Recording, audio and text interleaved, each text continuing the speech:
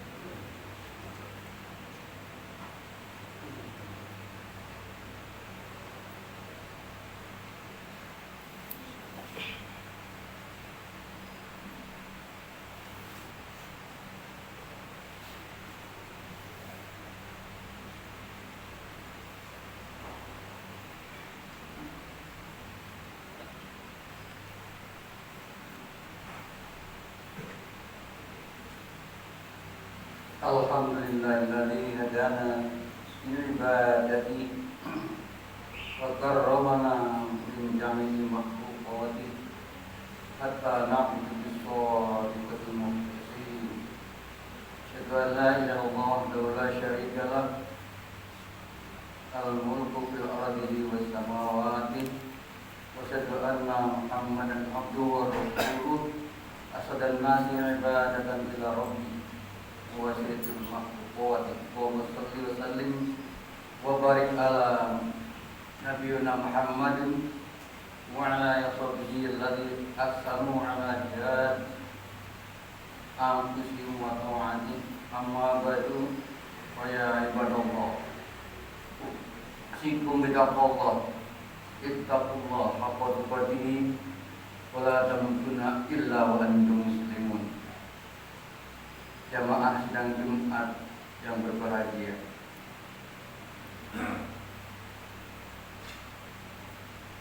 Marilah kita bersama-sama untuk mengokoh-kokohkan niat dan tekad kita, meningkatkan takwa kepada Allah Subhanahu wa taala dengan kesungguhan dan kebenaran, dengan sungguh-sungguh dan benar-benar telah melaksanakan perintahnya dan menjauhi larangannya. Jamaah yang berbahagia, melaksanakan perintah dan menjadi larangan adalah satu paket. Tidak boleh pilih salah satu, keduanya harus dilakukan. Hanya ada ketentuan bahwa melaksanakan perintah itu sesuai dengan kemampuan. Mastata'tum. Contoh, sholat mampunya berdiri, tidak mau berdiri duduk, tidak mau duduk berbaring dan seterusnya. Namun dalam hal meninggalkan larangan Allah itu harus total, tidak bisa sepotong-potong atau pelan-pelan, total. Seperti suka minum mabuk sehari 5 gelas, belum disebut takwa apabila masing-masing 4 gelas atau 3 gelas, bahkan masih 1 gelas sehari. Bila dikatakan takwa bila sudah total, tidak lagi minum yang memabukkan. Jamaah yang berbahagia, Islam, agama kita ini merupakan agama yang sempurna, yang menyatukan seluruh ajarannya dengan satu sistem yang mengait, saling mempunyai hubungan yang erat satu dan yang lain, jalin berkelindan. Tidak boleh hanya melaksanakan perintah, tapi larangannya tetap dilanggar. Sholat sergap, maksiat sergap, tidak bisa. Atau sebaliknya, tidak maksiat, tapi juga tidak sholat, merasa dirinya sudah baik.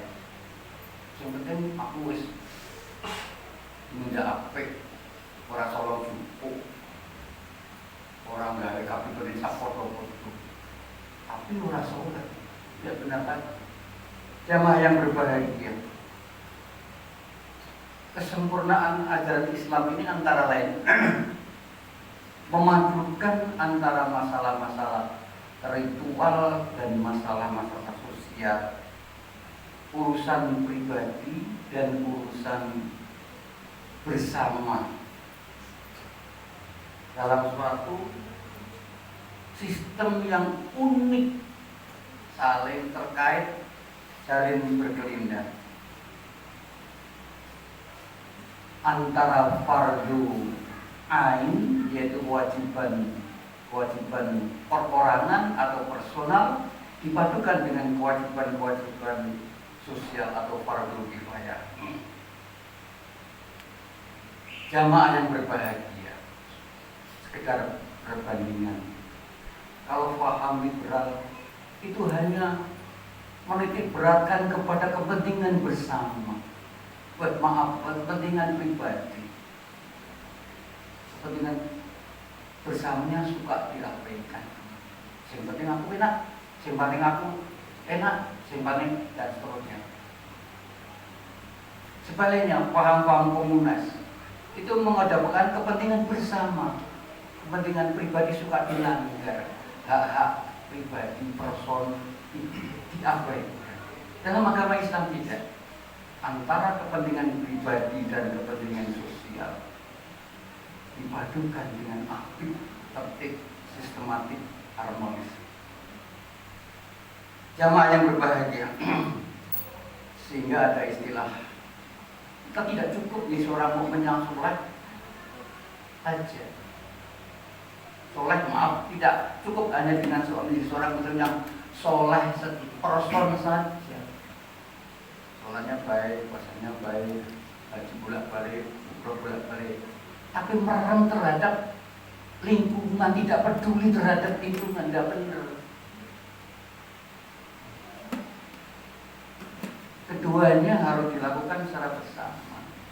Di samping sholat secara pribadi, juga sholat secara sosial. Aku bener, aku BAP, tapi orang lain juga bener, ben ape, ben bahagia, ben selamat. Peran-peran itu yang harus kita perankan dalam masyarakat, dalam komunitas orang muslim. Jamaah yang berbahagia, kita simak surat At-Tahrim 6, potongannya berbunyi A'udzubillahi minasyaitonir rajim.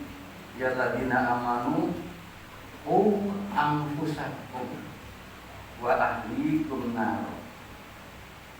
Wahai orang beriman, qu anfusakum, pelihara dirimu, pribadimu, personmu.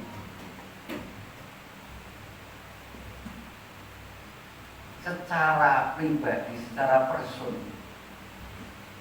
kita harus mengupgrade diri kita menjadi baik, menjadi benar. Tapi tidak cukup mau bener penak EDW saja, harus juga wa ahlikum, juga orang lain bagaimana supaya benar, baik, enak, bahagia, selamat.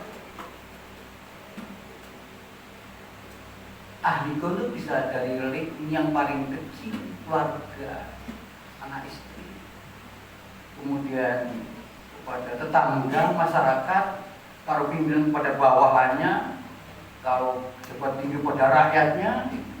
Harus ada upaya-upaya kebenaran, kebenaan, kenyamanan, kebahagiaan itu ditularkan kepada orang lain. Nah, aku selamat, dia bisa. Nah, aku sejahtera, orang lain harus sejahtera. Nah, aku bahagia, orang lain juga. Bagaimana supaya bahagia? Orang kita itu. Karena itu sikap ibu, pikir, pelit, tidak peduli, inklusif, senengnya diri, dilarang dalam agama Islam. Islam mengajarkan harus peduli, harus simpati, empati, teposliro, ringan tangan membantu orang lain. Sehingga muncul pernyataan Rasulullah, khairun nas anfa'uhum linnas, sebaik-baik manusia adalah yang bermanfaat, bukan hanya terhadap dirinya sendiri saja, tapi kepada orang lain. An-nas itu kata Rasulullah, nas bukan disebut mukmin atau muslim, tapi nas, manusia siapa saja. Keberadaan kita harus memberikan manfaat kepada siapa saja. Bahasa Al-Quran rahmatan lil alamin.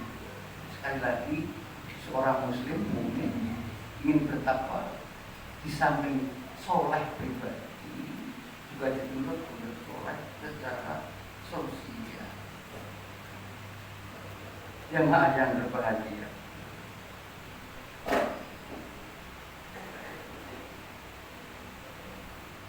dalam hadis Rasulullah SAW sering disampaikan oleh Bali, para dai, para khotib, bagaimana mentauhidkan masalah pribadi dengan masalah sosial.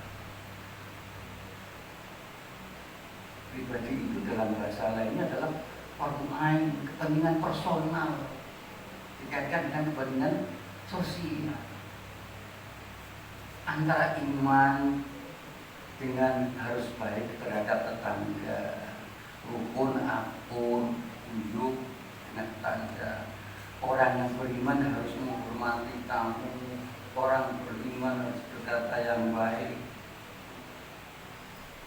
Kalau nggak bisa berbaik, diem. Soalnya kalau berkata nanti akan menjadikan konfrontasi, kegaduhan. Stop, jangan diomongkan, cukup diperhatikan saja. Artinya memperhatikan sosial di kanan kita, lingkungan kita, tetangga kita. Belum dianggap orang yang beriman apabila dirinya anakmu kamu kenyang, alhamdulillah permangan. Tapi tetanggamu kaliran, belum kamu dianggap beriman. Pribadi terkait dengan masalah sosial. Mencintai saudaramu seperti kamu mencintai dirimu sendiri. Karena itu kunjungilah orang teman yang sakit, tengoklah orang, antarlah jenazah kalau dia orang muda. Jangan titik saja. Pejabat tidak mau mengangkat dengan berbagai macam alasan. Ada undangan juga tidak berangkat. Jamaah yang berbeda. Betapa pentingnya masalah fardhu kifayah. Peduli terhadap sosial, memikirkan orang lain seperti yang kita rasakan enak-enak bener bahagia ini. Saat dari wajah Imam Syafi'i itu bermalam disebut kenalannya si anak yang di tempat bermalam itu intik seorang besar Imam Syafi'i ngapain dia malam dalam bayangan mesti sholat tahajud, ngaji dan sebagainya. Justru yang dia tinggal sepanjang malam Imam Syafi'i cuma tiduran, guling kiri, guling kanan, guling sampai penasaran yang punya rumah. Wah Imam Syafi'i, kenapa Anda tidak sholat tahajud di mana? Apa jawab Syafi'i? Kalau aku tahajud, aku hanya memikirkan diriku sendiri. Ego namanya. Tapi aku tadi malam bisa menemukan 60 jawaban yang disampaikan oleh masyarakat kepada kita. Memikirkan masyarakat ada 60 masalah. Sholat tahajudnya dikalahkan dengan memikirkan kepentingan masyarakat. Kalau itu tahajud tidak penting, ya. Ya, namanya penting itu ada kriterianya, sangat penting, kurang penting. Jadi berpikir secara proporsional. Cerita lain atau kisah lain, seorang yang bertahun-tahun ingin naik haji, telah terkumpul uangnya mau berangkat haji, di jalan ketemu seorang ibu-ibu yang mengorek-ngorek bangkai. Ngapain bu? Bangkai kok diambil? Apa itu? Nggak ketika itu haram. Jawabnya ibunya bagaimana? Ya kiai, wahai ustaz, wahai ulama, aku tahu bangkai itu haram. Tahu. Tapi haram untuk kamu kiai, untuk kamu ulama, untuk kamu ustaz, untuk kamu balik. Tapi kalau untuk saya, kok bisa begitu bu? Karena anak saya sudah berhari-hari tidak makan dan orang sekitar saya tidak mau tahu. Astagfirullahaladzim. Dan kisah seorang bapak terpaksa maling, mencuri, telah diadili oleh Umar bin Khattab. Kenapa kamu maling? Wahai bulan. Ya khalifah, aku maling karena aku sudah tidak tahan lagi menahan lapar anak-anakku. Istriku sudah berhari-hari membawa anaknya dengan memasak batu. Nak tidur dulu nak, aku lagi masak. Nanti kalau sudah masak aku bangunkan kamu. Anaknya bangun, bu sudah matang, belum nak tidur lagi. Mana mungkin perut kamu jangan tidur nyenyak. Aku sudah tidak tahan lagi ya khalifah. Aku maling. Aku pinjam gak ada yang ngasih. Aku minta gak ada yang ngasih. Aku minta yang dikasih. Subhanallah. Orang kaya sekitar maling itu yang dipersalahkan oleh Umar bin Khattab. Mengapa kamu tidak peduli terhadap orang yang kalian seperti ini? Akhirnya kami bertanggungjawabkan. Dalam Al-Quran dikatakan bahwa seorang yang di dunia itu matanya melek, di akhirat jadi merem, jadi buta. Protes pada Allah, ya Allah, aku dulu di dunia itu mataku melek, mengapa aku sekarang buta ya Allah? Dijawab Allah, karena dulu kamu waktu di dunia matamu merem, tidak peduli terhadap tetanggamu yang membutuhkan pertolongan. Jemaah yang berbahagia,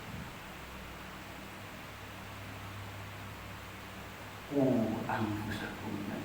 Surat Tahrim tadi adalah merupakan fardu ain. Kita sebagai seorang muslim mukmin bertakwa harus memacu diri kita sendiri, meningkatkan mengabdi diri kita sendiri semakin baik, semakin takwa, semakin beriman.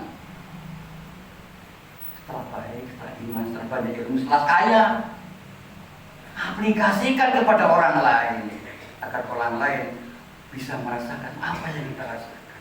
Fardu kifayah wa ahlikum.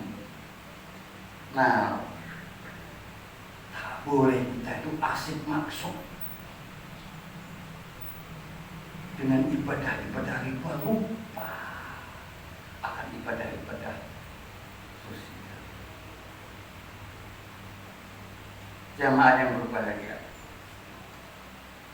kita sih surat Ali Imran, kuntum qabla masyaitan kuntum para ummah ukhrijatin nas ta'muruna bil ma'ruf wa tanhauna 'anil munkar ila akhir. Hendaknya kalian menjadi khairan, menjadi umat yang baik. Kalian, siapa kita ini? Menjadi baik.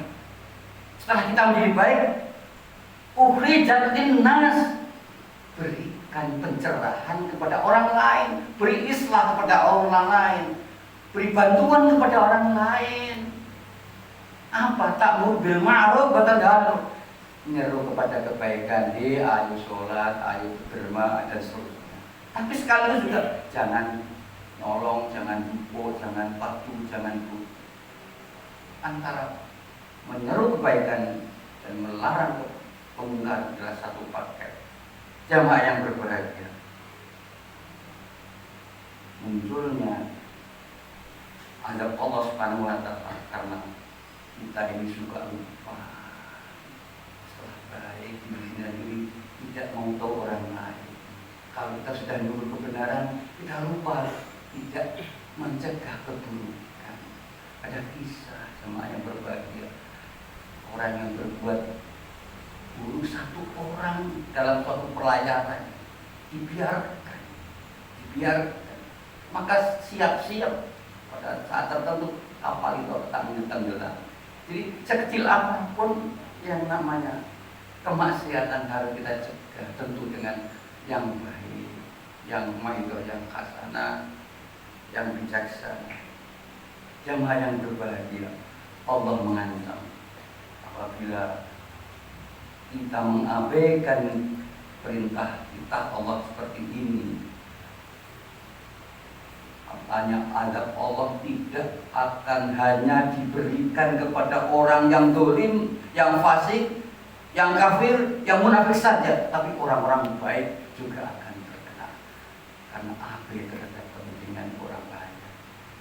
Alhamdulillah minasyaitonir rajim, surat Al-Fatah 5. Wattaqu fitnah Akusibanna ladina qalamu minkum khasar. Takwalah kamu kepada Allah, akan datangnya suatu musibah, fitnah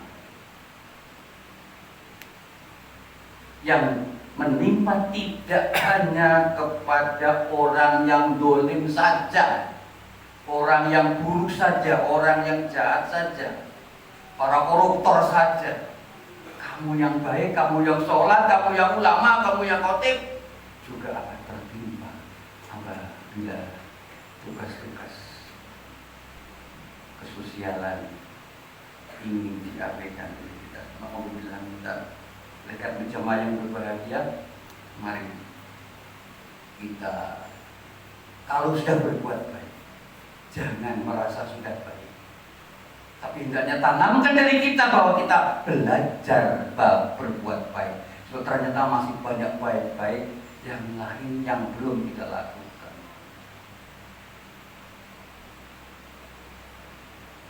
Jangan kamu merasa sudah bagus, merasa kamu baik. Walau jangan kamu merasa dirimu baik. Wala tuzakku anfusakum. Jangan kamu merasa sudah suci, sudah baik, banyak amalnya, banyak sholatnya, banyak ibadahnya. Jangan sombong, itu namanya. Allah lebih tahu siapa di antara kita ini yang paling takwa. Allah a'lam biman ittaqwa. Allah yang tahu siapa ini yang takwa itu Allah, bukan diri kita menilai diri kita. Oleh karena jamaah yang berbahagia, mari kita terus memandu diri kita untuk selalu berbuat baik kapanpun dimanapun, karena mati kapanpun dimanapun akan datang. Mati tidak harus tua, mati tidak harus sakit, mati bisa datang kapan saja. Demikian khutbah sederhana ini, mudah-mudahan ada manfaat bagi kita semua dalam rangka meningkatkan ketakwaan kita pada Allah Subhanahu wa taala. Allahumma walakum fil qur'ani wa nafa'ani wa iyyakum bima fihi min ayat. Taqabbal minni wa minkum innahu ghafurur rahim.